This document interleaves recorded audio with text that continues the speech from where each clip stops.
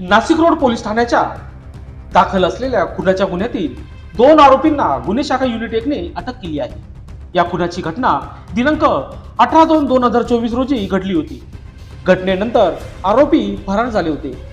Police त्यांच्या मार्गावर होते, मात्र ते सापडत नव्हते। अखेर युनिट 1 च्या पथकाने त्यांना बेड्या ठोकल्या आहेत। आरोपीकडून एक मोटरसायकल व धारदार कोयता जप्त करण्यात आला आहे।